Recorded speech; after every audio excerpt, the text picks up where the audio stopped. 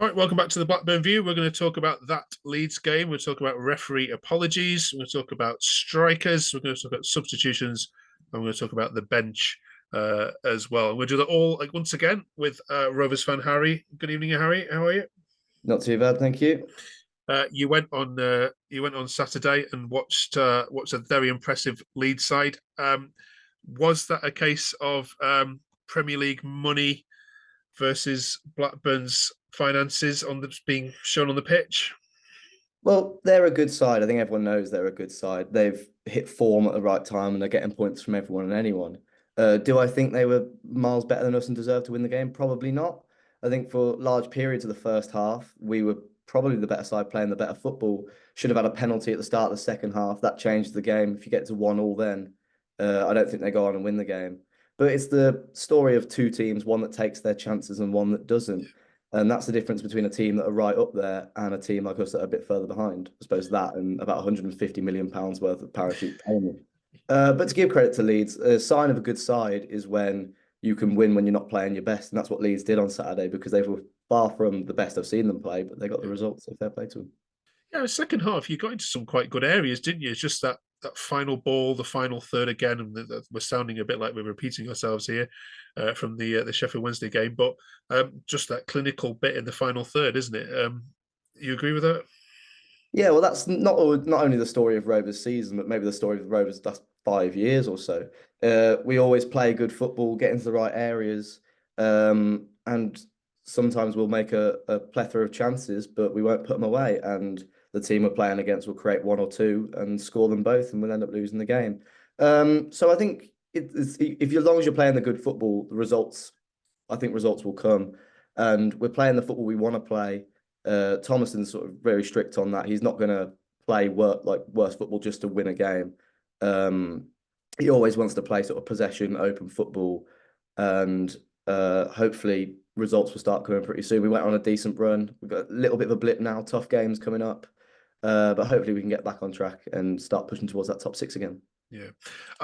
I fear we cursed Leonard last week in praising him. And of course, all our main video was about him. And he was taken off at half time. I don't believe that was injury led. Was it tactical?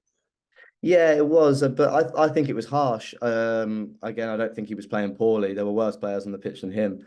It was what again wants to matter. He was sort of starved for service again. He makes those right runs, and when he gets the ball, we said the same thing for the game against Sheffield Wednesday. He gets the ball and he doesn't necessarily have someone to play it off to, or he loses it. I thought he was unlucky to come off, but he's not a proven out and out number nine at this level. And we haven't really got one, to be honest.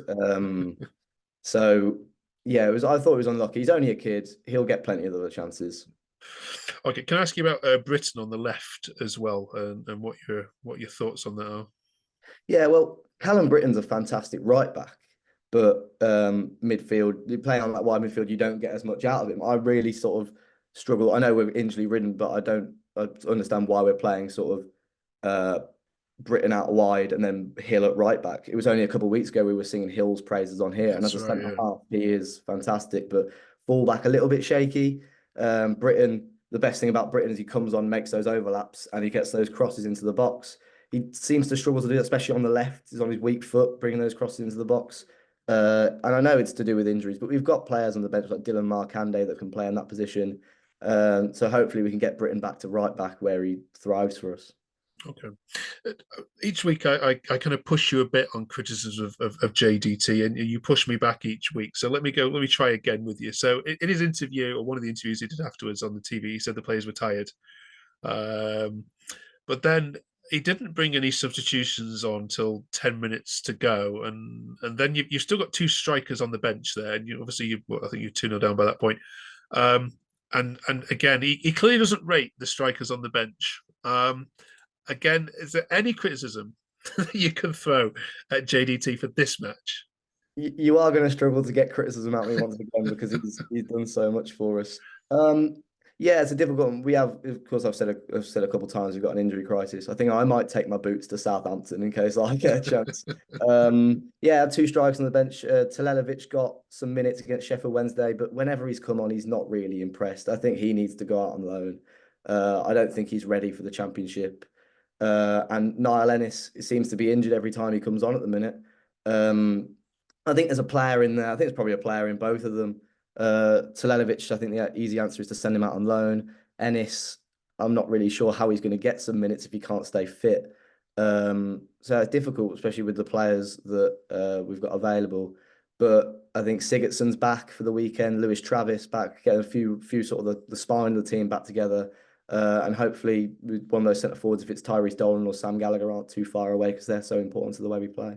Okay. All right, let's talk about Southampton then this weekend. Obviously, your away form is far better than your home form, but this is a Southampton team that like to keep the ball and will pass the living daylights out of you if you allow them.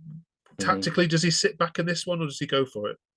Well, I don't think he ever does. He always wants to play sort of forward-thinking football. Although I do remember playing Swansea away last season, of course, was Russell Martin's side.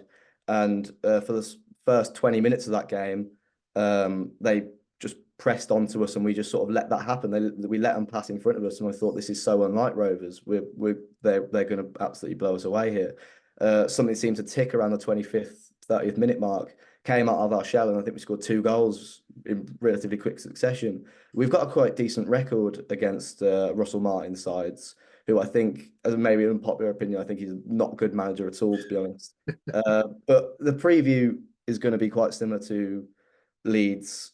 We play a similar style of football, but they've just got better players at it than we do at playing it. So I'd say I'm slightly more confident just because of the record against Martin than I was against Leeds. I didn't really give us a chance against Leeds. But yeah, it's going to be a difficult one. All right, let's get some predictions then. Southampton against Blackburn. You'll be heading down to the south coast. Go on, give us your best shot. Yeah, well, I predicted us to win against Sheffield Wednesday and we lost, and I predicted us to lose against Leeds and we lost again. So I don't think there's too much good luck charm coming from me. If I'm going to be honest, I think you've always got to be honest. It's going to be a difficult game. They're in red hot form. I would bet a lot of money on Adam Armstrong scoring if he's playing against his old team. So I'm not going to be hopeful. I'm going to say I think we'll score this time. I'm going to say like last time. I'm going to say 2-1, 2-1 to Southampton. Right, enjoy it, Harry. Thanks so much. We'll catch you next week. Thank you. Nice one.